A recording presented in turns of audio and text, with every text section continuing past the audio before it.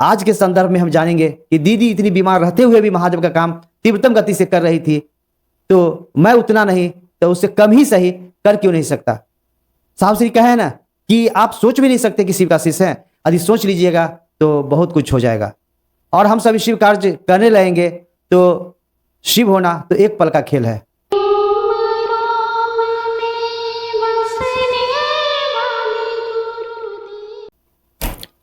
प्रणाम, नमस्कार, वंदे मातरम। मैं गजेंद्र प्रसाद मधुबनी से आपका भाई, और आज फिर आपसे मिलते हुए बहुत ही अच्छा लग रहा है। और आज बातें होंगी दीदी माँ नीलम के संबंध में। हम सभी जानेंगे आज कि जिस समय में वो बीमार थी, डायलिसिस में थी, और उनके इलाज कराने के लिए दिल्ली, बॉम्बे, कलकत्ता विभिन्न क्षेत्रों में अन्नू भैया अच्छे डॉक्टर से राय विचार कर रहे थे उनका किडनी बदलने का। उस समय भी दीदी शिव गुरु चर्चा में जाने के लिए बेचैन थी। उन्होंने कहा कि यदि मैं शिव गुरु चर्चा में नहीं जाऊंगी तो मैं दवा नहीं खाऊंगी। ये होता है समर्पण अपने गुरु शिव के प्रति। और हम सभी, आप ही को मैं नहीं कहता, मैं स्वयं को भी कहता हूँ, थोड़ी सी तबीयत खराब होती है तो मैं कहता हूँ कि मैं आज शिव गुरु चर्चा में नहीं जाऊंगा। क्या यही मेरा शिव कार्य है? क्या हम जो कहे हैं कि हे शिव आप मेरे गुरु हैं, मैं आपका शिष्य हूँ, आप मुझ शिष्य पर दया कर दीजिए। जब मैं महादेव को कहा हूं कि मैं आपका शिष्य हूं तो क्या मेरा यही दायित्व होना चाहिए?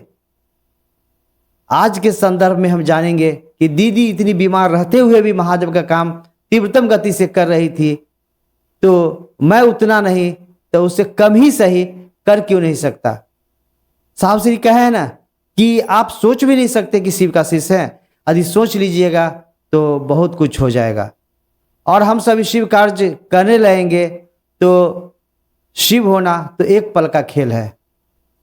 तो शिव शिष्टता के आलोक में हम सभी शिव गुरु कार्य करें, साहब श्री के बताए हुए निर्देश पे करें। और दीदी माँ बीमार रहते हुए भी कैसे शिव गुरु कार्य कर रही थी, इस संबंध में आज हम आप जानेंगे अनमिल आखर से। तो आइए जानते हैं कि वो विषय क्या है। पूस का महीना यानी जाड़े का महीना।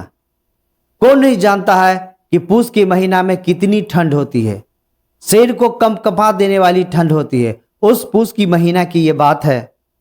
कहने की आवश्यकता नहीं कि सर्दी किस हद तक होगी। ऑफिसर्स फ्लैट यानी पटना, ऑफिसर्स फ्लैट पटना के ड्राइंग रूम में रूम हीटर जल रहा है। बिस्तर पर बैठी दीदी के चेहरे पर तनाव कोई भी आसानी से देख सकता है। सोफे पर साहब बैठे हैं, वहीं पास में बच्चे हैं और इनके अलावा कुछ करीबी। दीदी की चेहरे पर खिंचाई लकीरें इसलिए नहीं थी कि वे अस्वस्थ हैं, अपितु ध्यान देने वाली बात है, ध्यान पूर्वक सुनिए। दीदी के चेहरे पर खिंचाई लकीरें इसलिए नहीं थी कि वे अस्वस्थ हैं, अपितु उन्हें शिव चर्चा में नहीं जाने की बात मुख्य थी।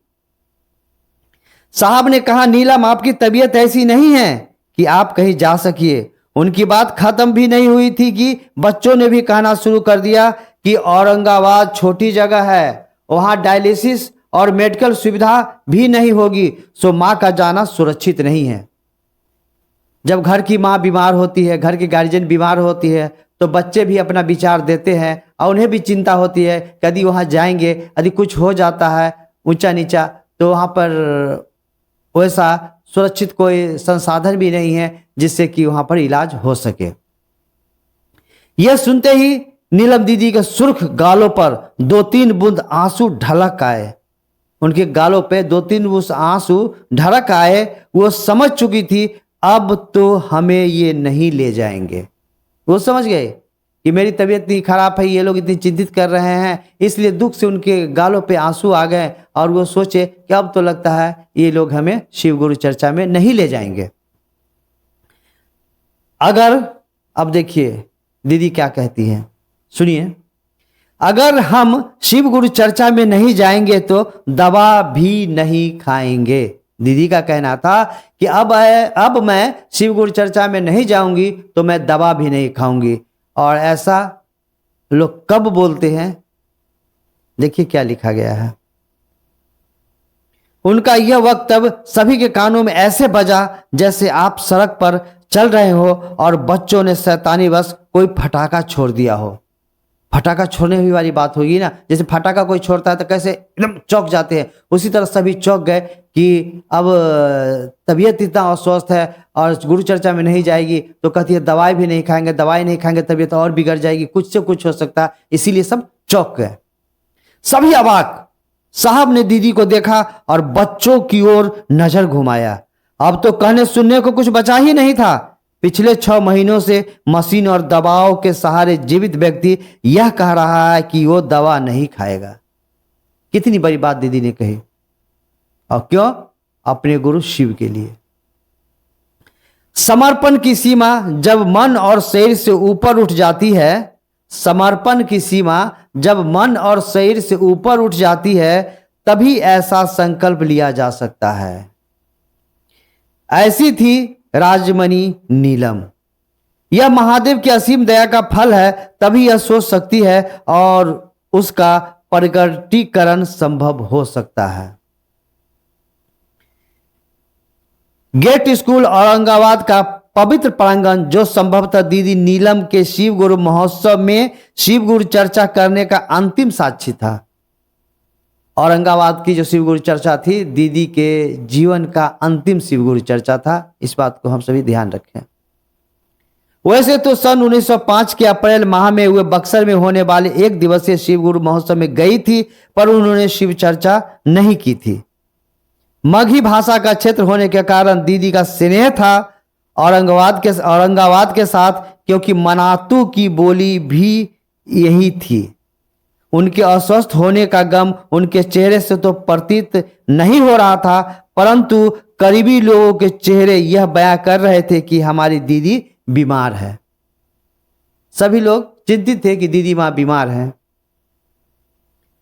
2 लोगों के सहारे मंच पर दीदी जाती है। उनका चेहरा प्रदीप्त हो गया था। 2 लोगों के सहारे मंच पर जाती है और उनका चेहरा प्रदीप्त हो गया था, एकदम चमक आ गई थी उनके चेहरा पे मंच पर जाते ही।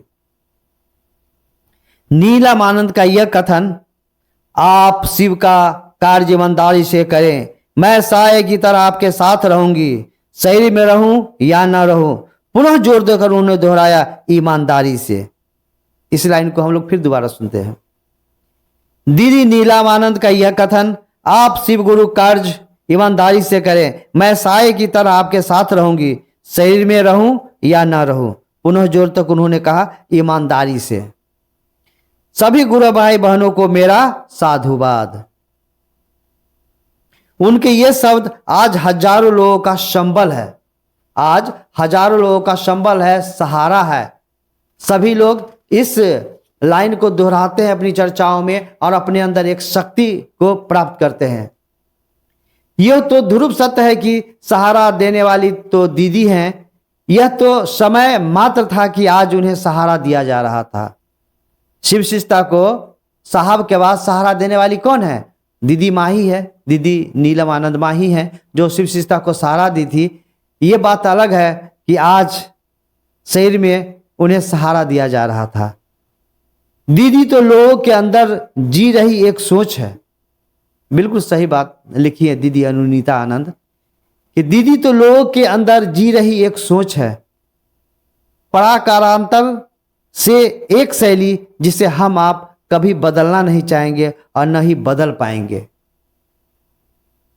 बहुत जमाने से दीदी की जो सोच है, जो हम लोग के भीतर समाई हुई है, उसे न बदलना चाहेंगे न बदल सकते हैं।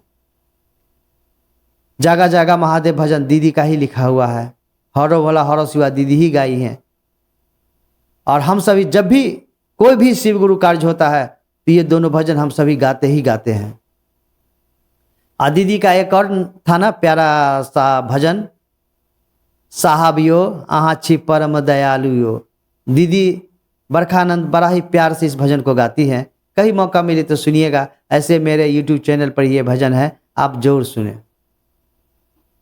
धैर्य और जटिलता के कारण, धैर्य और जटिलता के साथ हरिंद्रानंद का परिवार दीदी की बीमारी से लड़ रहा था। नीलम आनंद की किडनी ट्रांसप्लांट की प्रक्रिया वैचारिक रूप से चल रही थी, उसे कार्य रूप देना शेष था। सभी का विचार हो गया था कि दीदी का जो किडनी है ना, उसे बदल दिया जाए, दूसरे किसी के किडनी लगा दी जाए। ये विचार हो चुका था, बस ऑपरेशन की देर थी।